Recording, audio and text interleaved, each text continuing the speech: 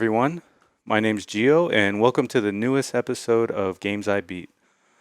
So it is 4th of July, so happy 4th of July to everyone out there. And today we have a lot of topics I want to cover. So let's jump right in. First up, we have Ironman VR. So this game, I talked about it in one of the podcasts recently.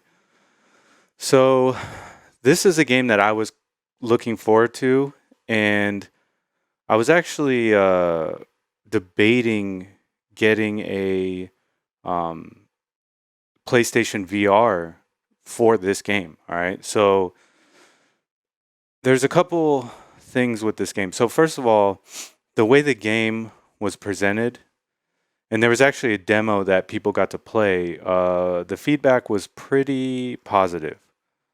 So, and the game looks great, but going off of the reviews, it didn't perform so hot. So I'm not gonna spoil anything.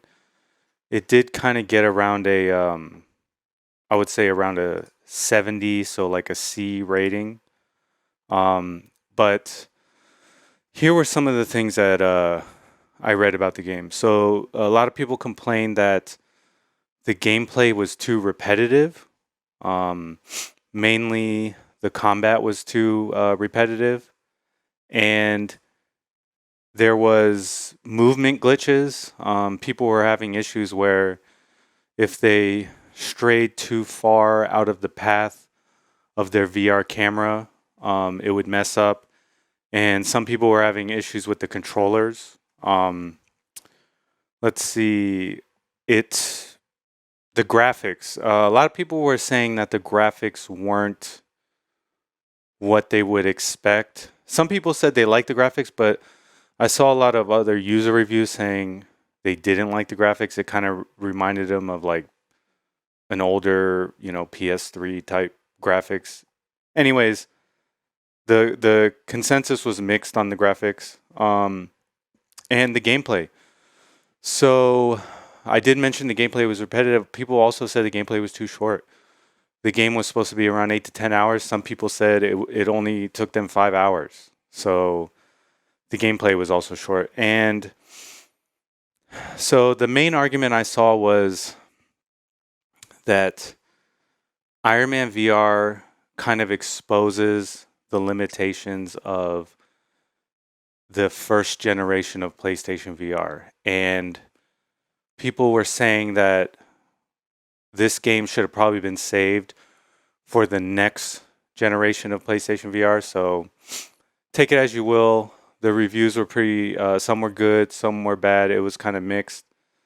Yeah, I mean, see for yourself. But because of the reviews of this, I'm not going to get a PlayStation VR. I'm just going to wait till the PlayStation 5 generation of VR. So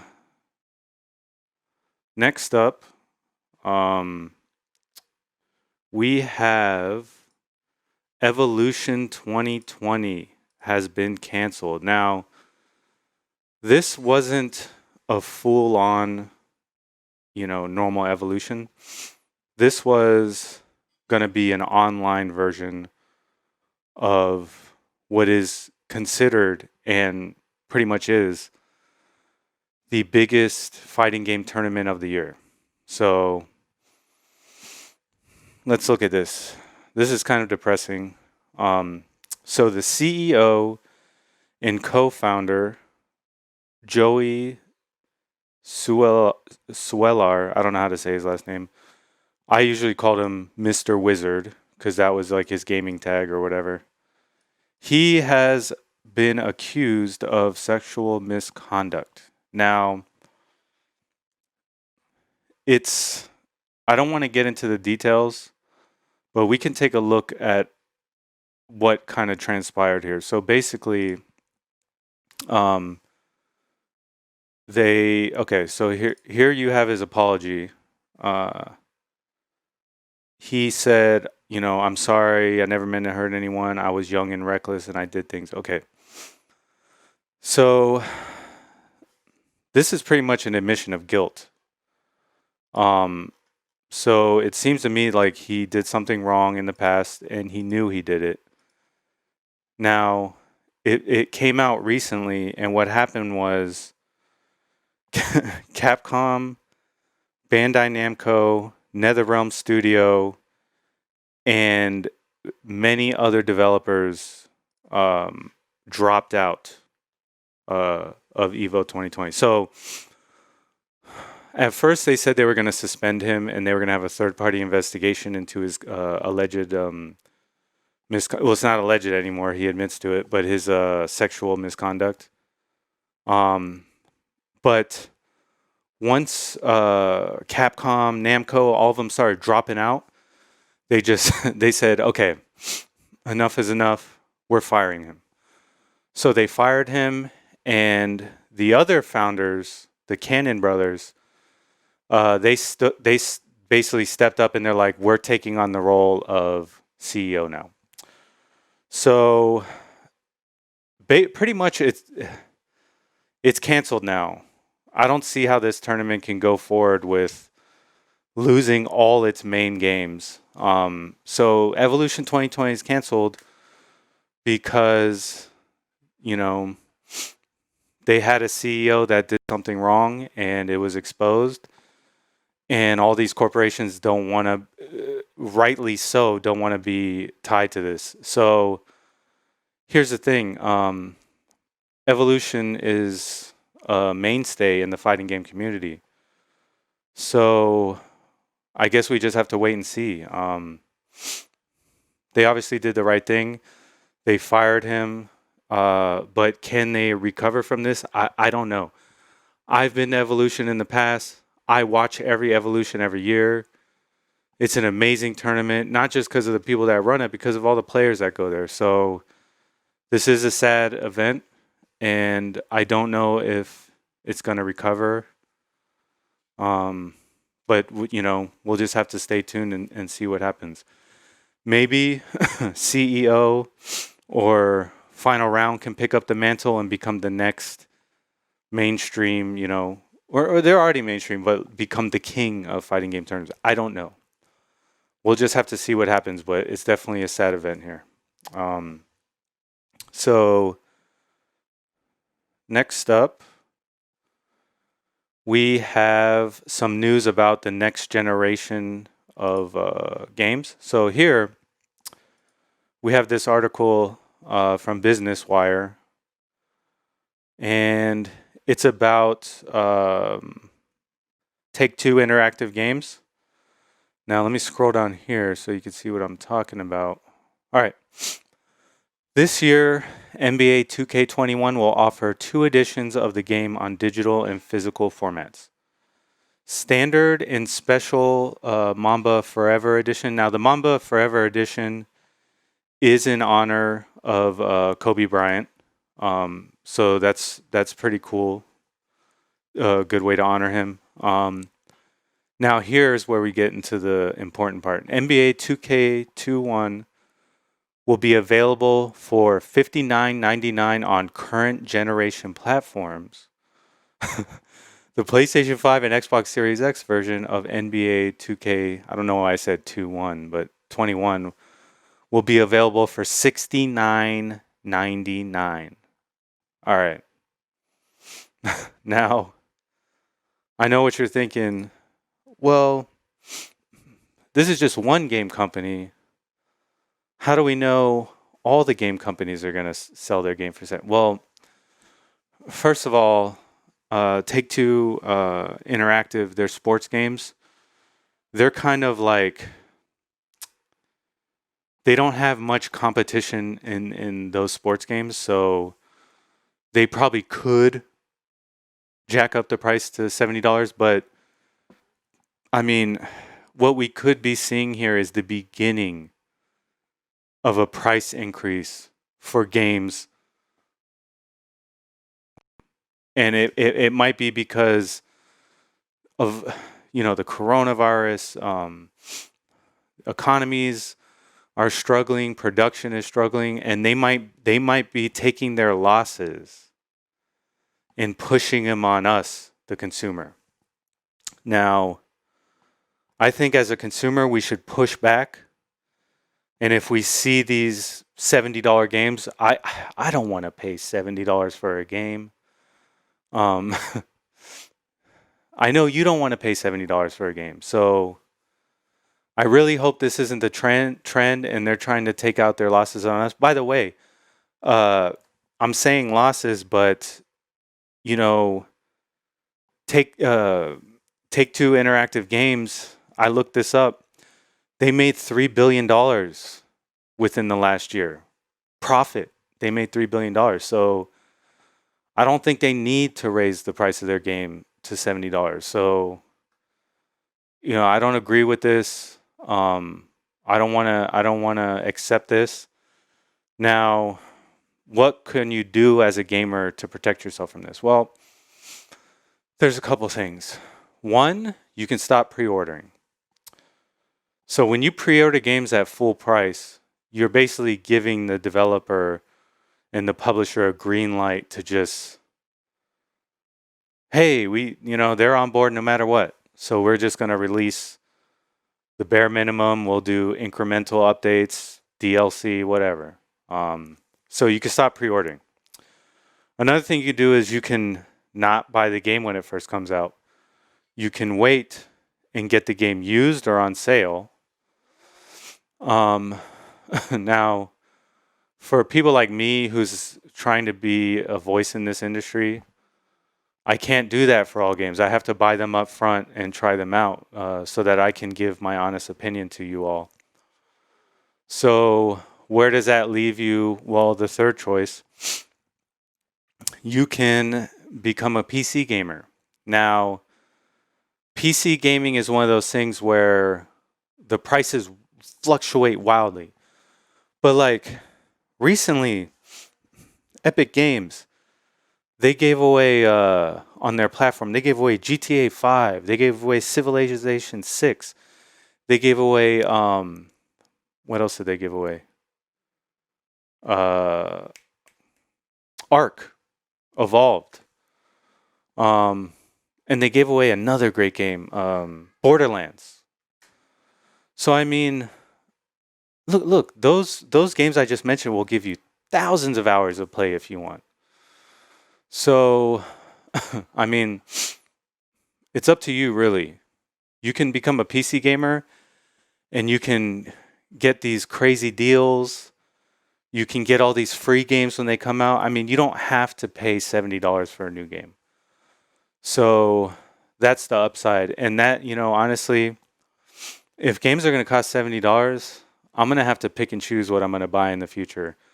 I'm not going to be going out there and buying all these new games. It's going to be, okay, I'll get this one, I might get this one, and then I'll just wait till all the other games go on sale. So it's up to you, but there are workarounds to this. So next up, we have new details about Resident Evil Village. All right, let's go through this in detail. All right, so first thing up, this is an interview from, I hope I'm saying it, Famitsu. They're a Japanese gaming magazine. So they had an interview recently, and they kind of went over the status of Resident Evil Village. So let's dig into this. So, and I'll put a link to this so you can go through here. I'm not going to go through every single point. I'm going to go through most of them.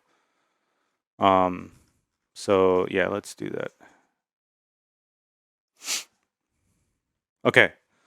So the game has been in development for 3.5 years. That's pretty surprising. That means they were working on this while they were working on Resident Evil 3. So they've been working on it a while.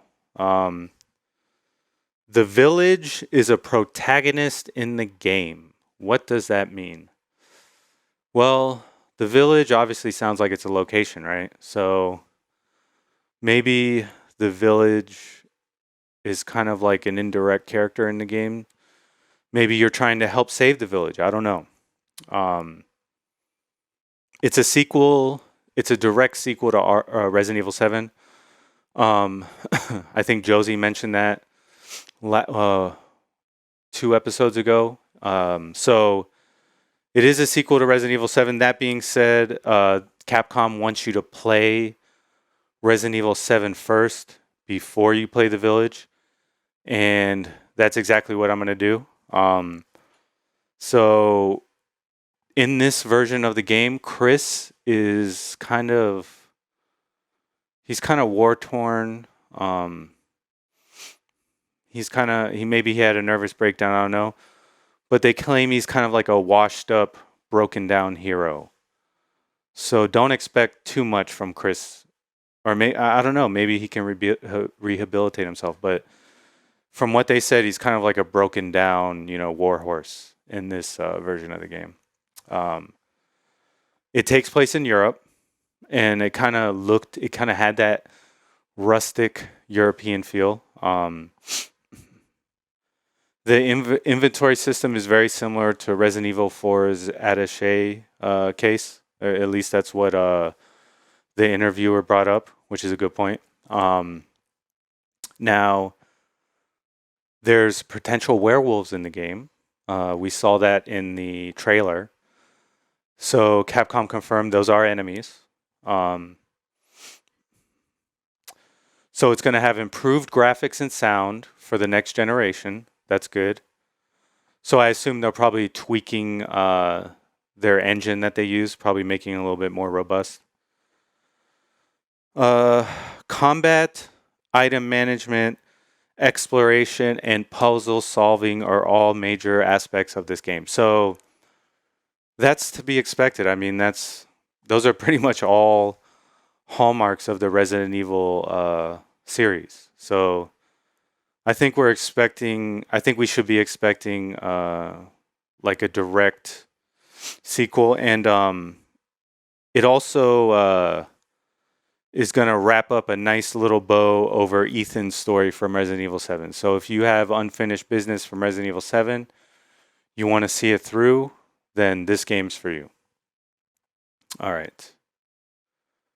So next up, we have a new Battle Royale game that launched this week. So it's called Hyperscape, and I'm actually going to tell you all about it. And I'm going to tell you how you can get it, because I got it and I played it already. So let's take a look at this. Well, first of all, let me give you my impression of the game. So my impression is that it's a free-to-play battle royale. It's obviously a direct competitor to Fortnite, Apex Legends, and Valorant. And let's take a look here. I want to show you all what the game looks like. Actually, you know what? I'm gonna edit this video. I'll put some gameplay in there for you all to see. So here's my impression of the game. So you have like an array of different weapons. Obviously, that's every game. There's really no classes. You kind of make your own classes. So every person can pick up 2 abilities. So there's abilities like you can put a wall up as defense. You can put armor on. You can go invisible. You can have radar to see your enemies. So you kind of build your own class, and you can swap out these attributes as you go on. So the game is very fast. It's a Twitch shooter. You have to be super quick, and there's a mode. The main mode is called Crown Rush, and it's kind of like a death match where the last team wins, obviously. That's Battle Royale. But then there's a King of the Hill aspect too, so you can win by holding the crown for as long as possible. So I thought it was cool. Um, it was very fast paced. That's what it's going to take time to get used to. So it's definitely going to be a difficult game. It's not easy. It is free though, so I would recommend everyone try it out. So now to tell you all how to get it. So let's go here. So this version of the game is called, it's a beta. It's called a technical test. So here's how you do it. You link your account to Twitch. So you have to make an Ubisoft account, and then you have to have a Twitch account. So click here, link the accounts. 2, watch a Hyperscape streamer on Twitch. And usually they'll say something in their tag like drop codes or whatever. Then, as you're watching, you'll get a notification in Twitch that you have been invited to play the game.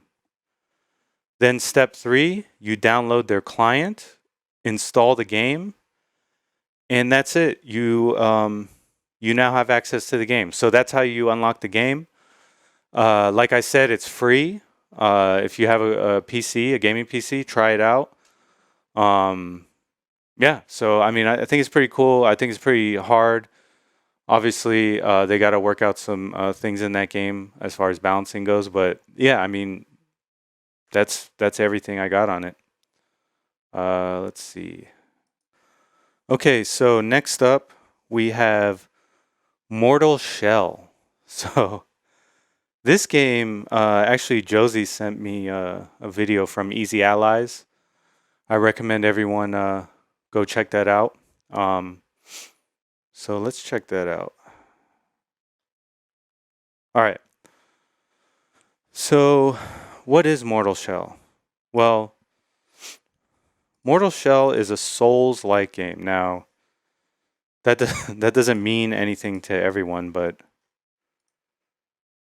basically it's a game that resembles Dark Souls. So let's take a look at it. So I'm going to tell you everything we know about the game. And then towards the end, I'm going to tell you how to register to get in on the beta. So first off, the game is an action RPG like Dark Souls. It's extremely similar to Dark Souls.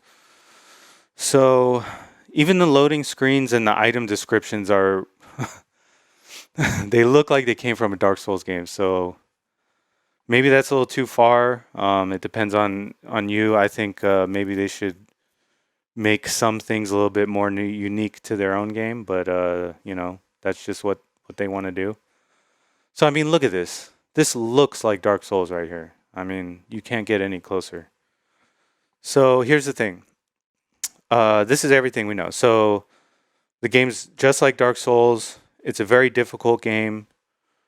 You can inhabit different bodies, and they're called they're mortal shells. They're shells.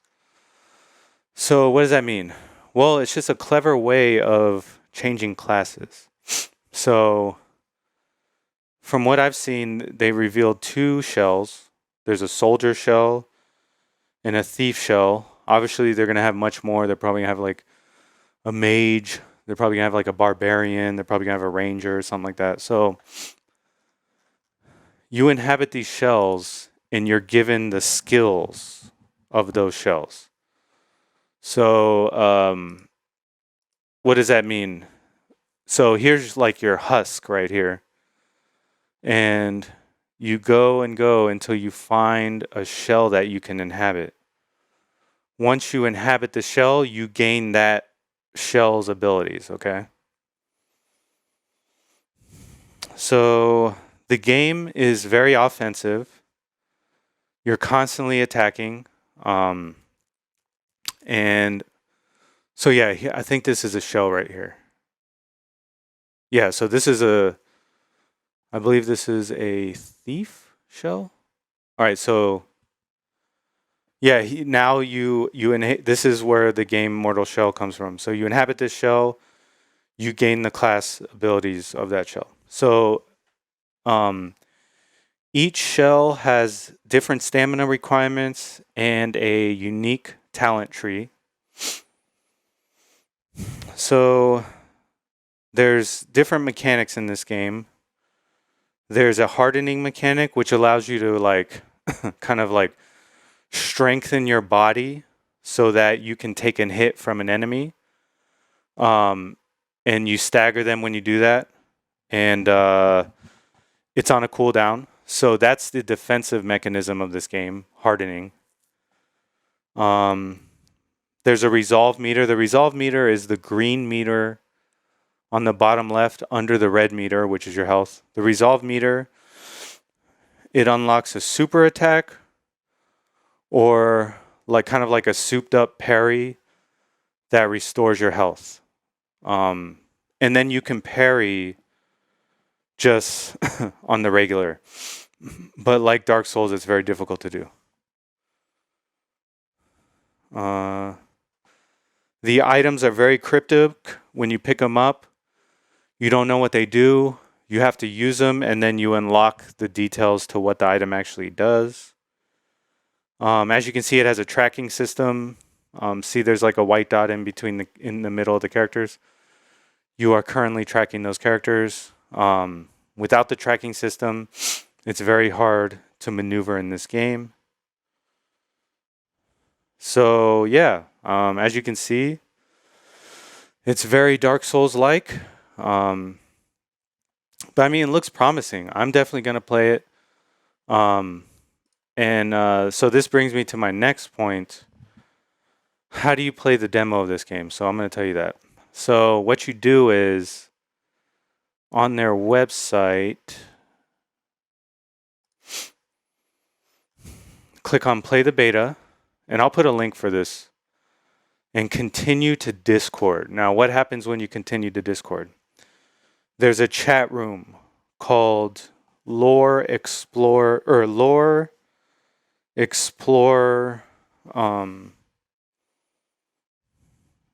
don't know. I forget what it's called. But or Lore Explore FAQ or something. But you basically go in there, and there's a picture of your shell in a chalice of light. All right, and so you basically you look at that picture of you in this chalice of light, and then you create a lore about what it is. So you kind of write something like, "Oh, I think this is this," and then you go into their chat room called Lore Explore Chat, and you type !theory space, and then in one string, your theory about what that image is, and you submit it, and they give winners access to the beta.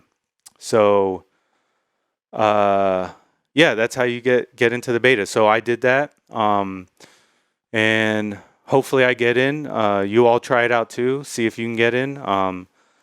I'm very excited about this game. I know, I think Josie is too, and I mean, I hope I can get in the beta, and I can kind of like tell you all what the game's like. But if not, if you get in, if you played it, if you try it, let us know what you guys think in the comments below. I'm very excited for this game, as well as Demon's Souls remake and Elden Ring. So this is a good year for Dark Souls fans.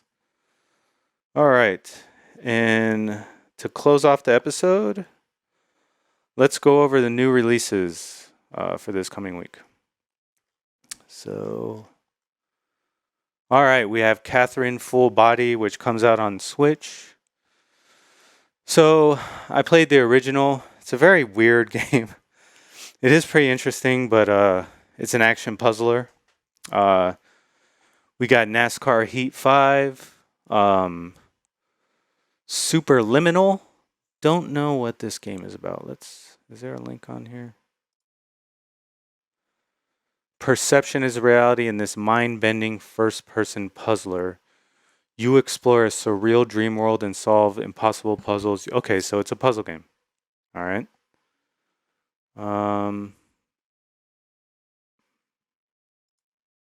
And then we got Crosscode, Bloodstained Curse of the Moon 2. So me and Josie are big fans of this game. It's kind of a spiritual successor to Symphony of the Night.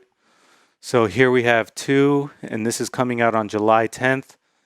I'm going to get this game. I'm pretty sure Josie's going to get this game. So this is definitely one we're looking forward to, and I'll try to cover this next week. Then we have Deadly Premonition 2, A Blessing in Disguise. Don't know much about that. F1 2020. And then Sword Art Online, Alicization Le Chorus.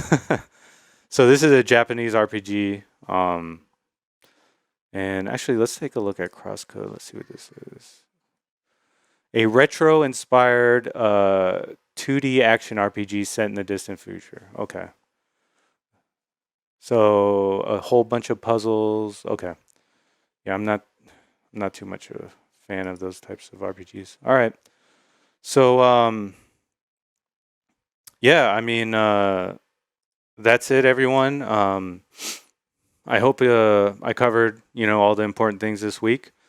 Let us know what you think, and happy 4th of July, and I'll see you all next week. Take care.